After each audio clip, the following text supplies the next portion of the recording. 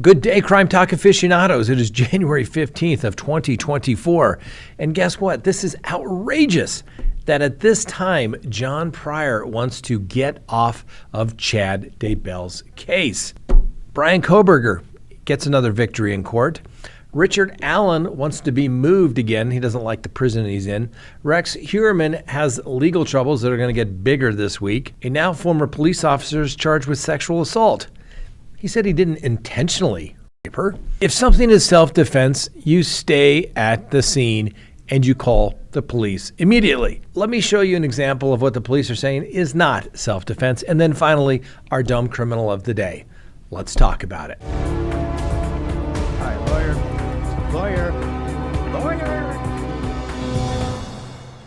Good day, everyone. My name is Scott Reich, and this is Crime Talk. We are coming to you from a cold Crime Talk studio. It is a balmy -5 degrees outside here in Denver, Colorado. We hope you are staying warm. A couple of little housekeeping matters before we get to the docket. I was going through the comments, which I do quite frequently, and we had a fan here that said, "Hey, my son, can you give him a shout out for his 6th birthday? His name is Braden Tyler." Well, there you go, Braden Tyler. Congratulations. Happy 6th birthday. May you have many, many more. Apparently, the dumb criminal of the day is his highlights of the day. So, congratulations, Braden Tyler. Happy birthday. All right. Before we get to the docket, you know the drill. Subscribe if you haven't. Like if you do. Leave me a comment below. And remember, you can listen to us anytime on any of your favorite podcasting apps. And oh, don't forget that little bell. You say, mate, why does Scott say that little bell? The little bell is because when you go to YouTube jail, I think they disconnect all the people that hit the little bell. So hit it again. We appreciate you. All right. Let's go ahead and get to today's docket. All right, ladies and gentlemen, first on the docket, this is outrageous. And you know what is more outrageous? I told John Pryor way back when they decided to go death on this particular case, that he needed to withdraw. Remember, Lori Vallow had that crazy attorney that wasn't qualified, never done a felony case, at least from what we could tell from the Idaho practice standards and a statute that exists out there, that I think you had to have like 10 felony trials under your belt, and you were basically death qualified. Now, John Pryor, at this late hour, files a motion asking to withdraw.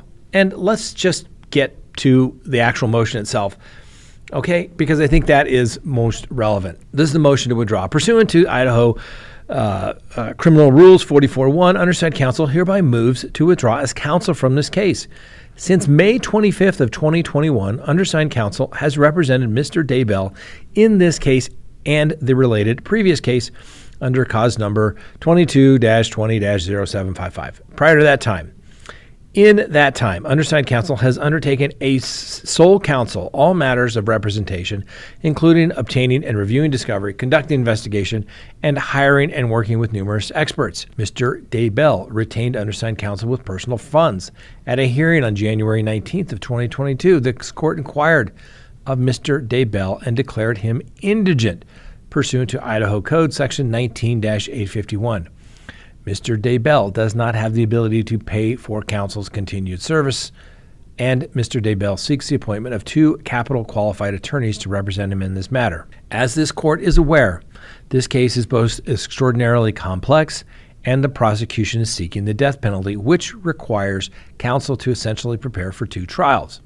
See defendant's motion to continue the trial date to enforce Mr. Daybell's constitutional rights. Reflecting this complexity and the work required to prepare and try this case, this court has set aside 2 full months for a trial, and the prosecution team consists of no less than 5 attorneys from 2 county offices, including an out-of-state attorney hired at taxpayers' expense.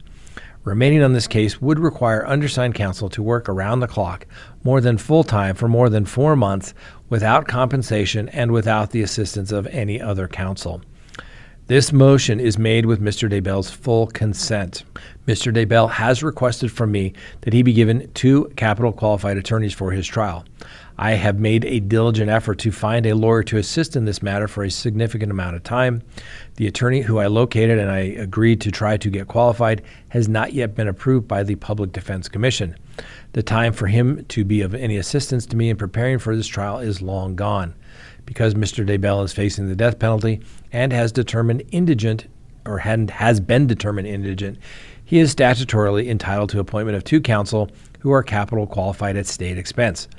And that's the statute 44.3B1A, stating that 2 qualified trial attorneys must be appointed to represent an indigent defendant in any case in which the death penalty may be imposed. The Idaho State Public Defense Commission maintains a roster of capital qualified attorneys. While undersigned counsel could accept appointment to this case if it were non-capital, because Mr. Daybell is facing a death penalty, undersigned counsel cannot be appointed pursuant to statute. The counsel therefore moves to withdraw. Now, he gave this notice that on the 30th day of January, 2024 at 9:30 a.m. And thereafter, as counsel may be heard, John Pryor, above named, will call this hearing for a matter to set the matter for a hearing, which the court has already done.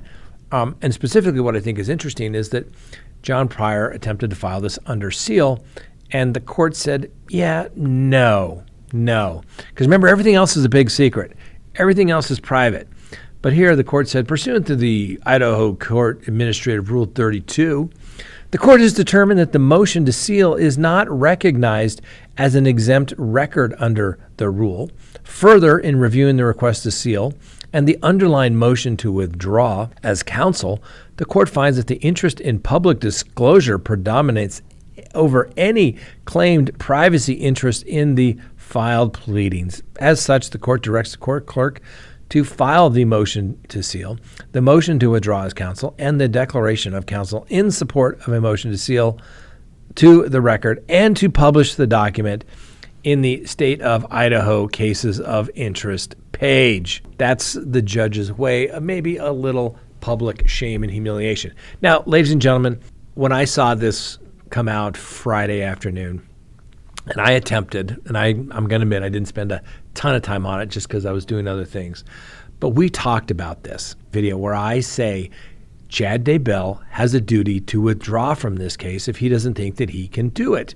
Chad Daybell is in custody. He's technically indigent. He would easily qualify for the public defender. John Pryor, his attorney, needs to take a look at his qualifications and remove himself from the ego, the high-profile nature of this case, and say, hey, am I really qualified to do this case? I took a quick look at Mr. Pryor's website today. He says he does general misdemeanors and felonies, and he has, many years of experience.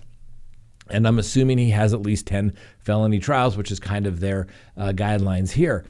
But I don't think that he's ever done a death penalty case. And normally, they like to have the professionals at least co-counsel one before they are a lead chair on the case. And I said that this is a case whereby it is a death penalty case. It is a full-time endeavor. It will ruin his law practice.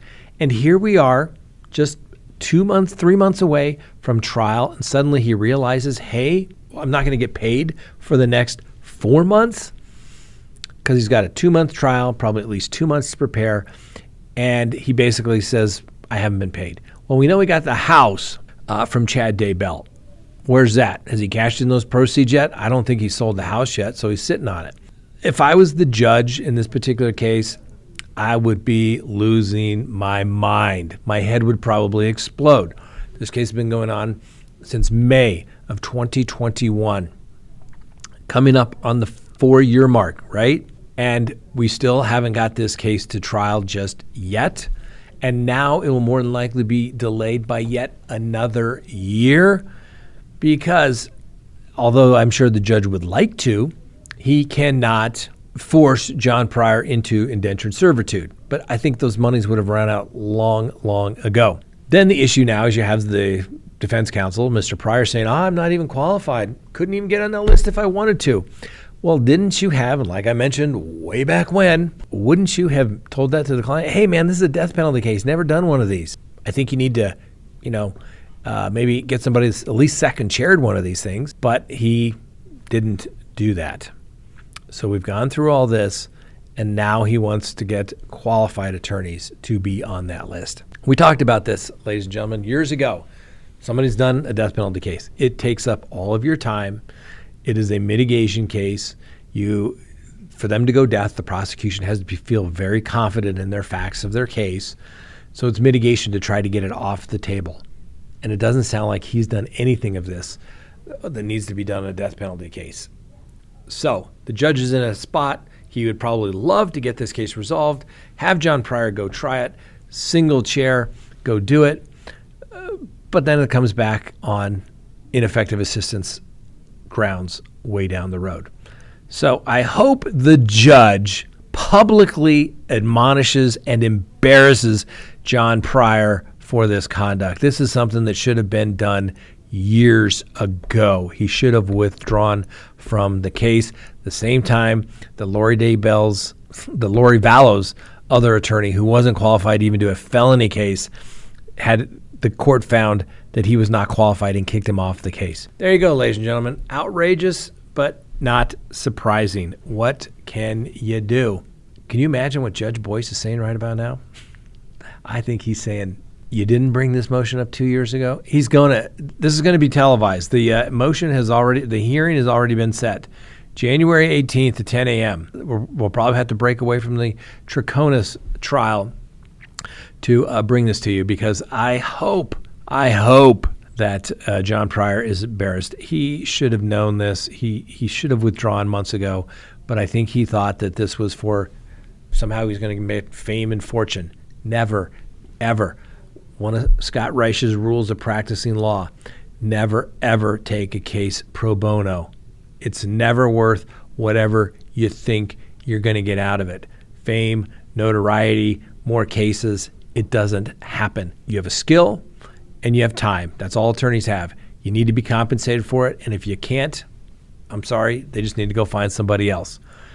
John Pryor screwed this one up big time. Next, another win for Brian Kohberger. Prosecutors are going to have to turn over some of that genetic genealogy evidence used in the Brian Kohberger investigation. The judge has ruled. Now, we won't know the extent of the discovery that's being turned over because there's a gag order and it's all been filed under seal. But in a public filing, the judge put in an order that after reviewing the disputed evidence, a portion should be shared with the defense team, and that will be provided in a protective order. That is in regards to the IGG, the investigative genetic genealogy that the FBI used to create the profile and the family tree of Brian Kohberger. Now, this is exactly what Brian Kohberger's team wanted, and the prosecutors, as you may recall, had argued that the police used this IGG evidence to generate leads, but not to actually obtain any warrants in this case, and as a result, they didn't have to turn anything over. Because as you may recall, police recovered DNA from a K-bar knife sheath here under the body of 21-year-old victim Madison Mogan, who they had found stabbed several times with wounds in the upstairs bedroom alongside her best friends Kaylee Gonsalve. Now, investigators allegedly confirmed a match between a DNA sample on the sheath and Brian Kohberger's cheek swab.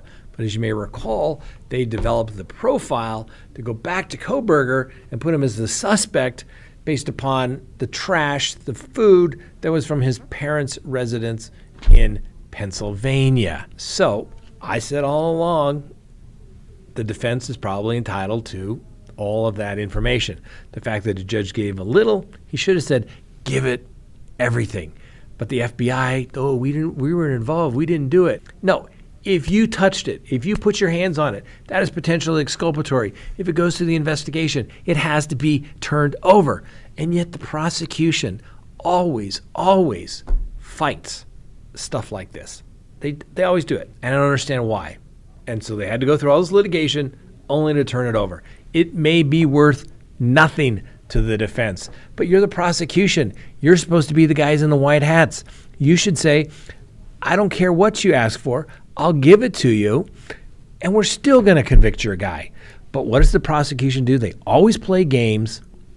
They always play games, ladies and gentlemen, and then it looks like they're hiding something. It looks like they're doing something that just doesn't look or smell right, and then the defense is going to exploit it. Get off your righteous high horses, prosecution, and just do your job. Richard Allen, remember him? The guy accused in the Delphi homicides? Well, his new attorneys, Robert Scremen and William Labrado, his new 2 court-appointed attorneys, are asking the state of Indiana to transfer Mr. Allen after claiming that Mr. Allen is not being treated the same as other prisoners at his current location at the Wabash Valley Correctional Facility. And frankly, it's impacting their ability to represent him in court.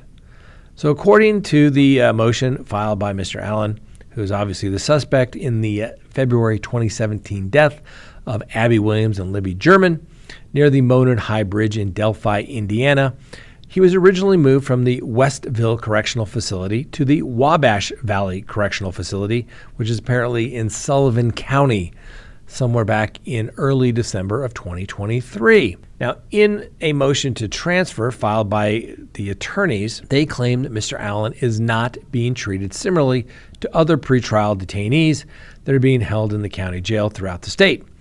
The team also claims that Allen's current location will seriously, if not fatally, impact counsel's ability to effectively represent Mr. Allen due to the distance of travel and the visitation conditions once they actually get there to the prison. Now, according to the motion to transfer, the team is asking for Mr. Allen to be transferred to the Allen County Jail or the Adams County Jail.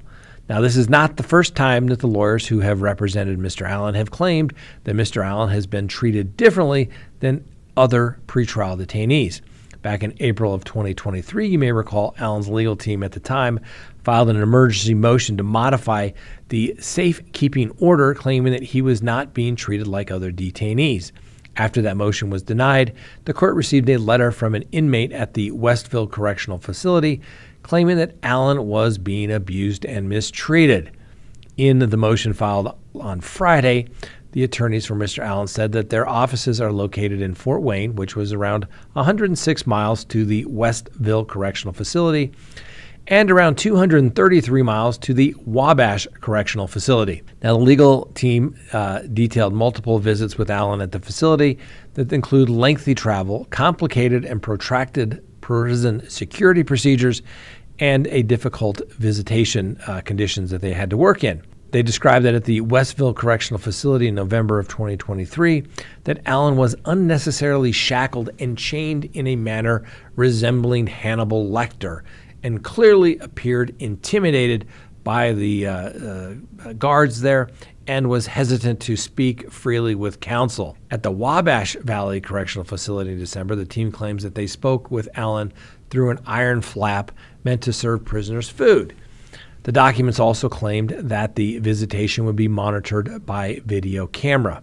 The attorneys say that this arrangement made it impossible to show Allen any videos or documents or discuss the case with him without raising their voices and almost shouting to read the documents. The attorneys note that in their 25 years of practicing law in 5 states, including representing numerous defendants charged with murder, that they have never had to conduct an in-custody consultation in such a fashion. Now, ultimately, the legal team stressed that their experience, their consultations have never been recorded, and their clients have never been shackled, handcuffed, or chained during visits. The attorneys noted, "I am often able to simply sit at a table with my client and have a conversation. But at the very least, I am able to sit directly across from my client and speak through a large plexiglass partition where we can view videos and documents." The legal team also stresses that there is an overwhelming amount of evidence that Allen's pretrial treatment is not the same as given to other detainees, and that his current location will impact their ability to be an effective trial counsel for him. Now, Mr. Allen's trial is scheduled for October after it was initially scheduled to start this January. A portion of the case surrounding Allen's request to reinstate his original defense team and the request to remove Special Judge Fran Gull from the case is expected to be heard in the Indiana Supreme Court this month. I think also on the 18th.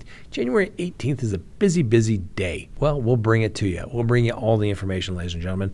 So what can you say? Now, normally when somebody is held pre-trial, they don't go off to a prison. That must be something unique to Indiana. Normally people in pre-trial detention remain at the county jail. Usually the county jail, you go in, you talk to the guy, you sit in the little room, that's it. I've gone to many a prison. I've gone to federal prison, ADX, where it's very secure. People come in shackled. The correctional officers are sitting right outside your door. Sometimes there's videos, but apparently there's no sound. It's all part of the harassment package, so to speak. I've spoken with clients that have been in the SHU, the special housing unit, which is where you go when you don't play well with others. And they will be shackled, and you will literally be passing documents through a metal plate in the door. You deal with it. You get it done. I think the attorneys in this case, in Mr. Allen's case, have done a correct thing, asking the court to correct it. But normally the courts don't get involved in conditions at a jail. They don't have the authority. It's a different branch of the government. Remember, the Department of Corrections fall under the governor's branch. And judges usually don't like to tell the executive branch how to do their job. We'll see. We'll see after the 18th who the attorney will be, and maybe things will change. Next, Rex Huerman. Guess what? His legal troubles are beginning to really mount now. So the accused Gigolo Beach serial killer Rex Huerman is expected to be charged this Tuesday, tomorrow, with a fourth count of murder for the death of Maureen Brainerd Barnes. Now, Huerman was named as the prime suspect in Brainerd Barnes' murder when he was charged over the other so-called Gilgo 4 slayings of various sex workers found strewn on the Long Island beach within days back in December of 2010. Now, Miss Brainerd Barnes disappeared back in 2007 when she was only 25 and was found bound by a very distinctive belt stamped with the initials WH or HM, which could allegedly have belonged to Huerman's grandfather, William Huerman. Well, where was Mr. Huerman's grandfather at the time of these deaths? That's what I want to know. We'll have to see if they can create that link. Anyway, the district attorney states that they will announce the new charges once they have been unsealed in court. Like I said, Mr. Huerman was charged with murdering Melissa Barthelemy and Amber Lynn Costello and Miss Waterman, whose bodies were found wrapped in burlap within days of each other near where Miss Brainerd Barnes' body was found. All four women believed to have been advertising as sex workers when they vanished between 2007 and 2010. And obviously that investigation involved the arrest and discovery of at least 10 more sets of human remains along Ocean Parkway near the Gilgo Beach in Suffolk County between 2010 and 2011. Okay, next story. Police officer gone bad, no longer police officer. But wait until you hear his explanation. I didn't intentionally mean to sexually assault you. Really? So a now former officer with the Steelton Borough Police Department has been suspended from his duties after being charged with rape. That seems reasonable, does it not? Pretty serious allegation.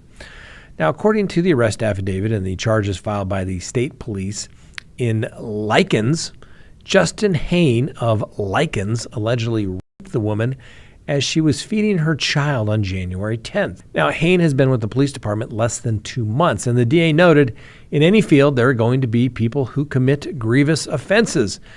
And when that occurs, we need to take every action very quickly to ensure that they're not continuing to carry a gun and carry a badge and potentially abuse their power. I go along with that as well. Well, Mr. Hain, the criminal complaint alleges, removed the towel and pinned the woman to her couch and then allegedly raped her. The woman said to police that she told Hain to stop and was hit multiple times. She also told investigators that at one point, Hain pushed her head into the couch and she was not able to move. Now, after the assault, the woman waited for the officer, Mr. Hain, to go to work. Then she was able to go to a friend's home and ultimately called police. Now, later in the day, The affidavit states that the woman called Mr. Hain, which was being surreptitiously recorded by the police. They're so tricky. And they confronted him about the alleged sexual assault. And Mr. Hain admitted to raping the woman. He said, quote, "I didn't intentionally rape you." Hain apparently can be heard on the recording. He also repeatedly apologized. Not good fact, right? Because you don't apologize unless you've done something wrong. Well, at that point, Hain was immediately suspended from his duties. He faces multiple felony charges of involuntary, deviant sexual intercourse with forcible compulsion, rape with forcible compulsion, and sexual assault. He also faces misdemeanor charges for indecent assault with forcible compulsion and indecent assault without the consent of others, a.k.a. that's what they call. Now, Mr. Hain is in the Dopin County detention facility on a bail that's set at $50,000. He is yet to post that bail, and if he does post the bail, he can't have any contact with the complaining witness. He has a preliminary hearing scheduled for January 17th. Okay, practice pointer here, ladies and gentlemen. If you harmed somebody and it was done in self-defense, immediately call the police and tell them it was self-defense. Let me give you an example of what went wrong for a Florida woman who has been arrested for stabbing her elderly mother to death after detectives disputed her claim of self-defense. So Kelly Ann Oliver Tinsley waited 7 hours after killing her mother to call 911 and then told the deputies that her mother attacked her. Now, Miss Tinsley showed the detective several lacerations to her legs and injuries to her right hand that she claims were caused by her mother, the dead woman. However, none of the injuries appeared consistent with defensive knife wounds, according to the deputy, as he put in his arrest affidavit. The mother, however, did have defensive wounds, according to the medical examiner. Now, the dead woman, the mom, had multiple wounds consistent with defensive knife wounds on her hands, left arm, right ankle, right knee, and neck, according to the affidavit. Now, Miss Tinsley apparently called 911 at about 5:15 a.m. on Tuesday and said that she had stabbed her mother, but hung up when the police asked for a little more detail. When the deputies arrived, roughly about 10 to 15 minutes later, they had to force their way inside the home where they found the mom, deceased, under a blanket on the floor inside the doorway, sitting on top of a pool of blood, while Miss Tinsley was lying awake on a pillow in the hallway facing the door. Tinsley told the investigators, the police arrived, that her mother had told her Monday night she needed to find a bigger place to be a better mom, to which she jokingly replied, "F that." Then, she said, the mom came at her with a knife and hit her in the mouth. The two struggled over the knife, and guess who ended up dead? Not Miss Tinsley, her mom. Now, Miss Tinsley held the blade of the knife to the decedent's neck and told her, "Quit coming after me," apparently. At which time, the decedent, the mom, still trying to attack her, causes Miss Tinsley to poke her in the neck. Apparently, the two kept fighting until Miss Tinsley noticed that her mom's her mom's eyes were changing. Miss Tinsley then said that she went to the laundry room and changed clothes, washed her face and hands with water from the washing machine, and then covered her mother up in a blanket because the blood made her sick. Then she laid down, calling 911 7 hours later. Like I said, the police say that Miss Tinsley had no injuries to her face, lips, or on the inside of her mouth. Miss Tinsley is charged with manslaughter. Rule of thumb, ladies and gentlemen, early and often. Remember, self-defense, you're saying, "I'm totally justified." You need to call the police immediately. Stay at the scene. Don't wait. Don't run away. Call them. "I had to kill somebody in self-defense." Those are the magic words, ladies and gentlemen. Next, our dumb criminal of the day comes from the great state of Colorado.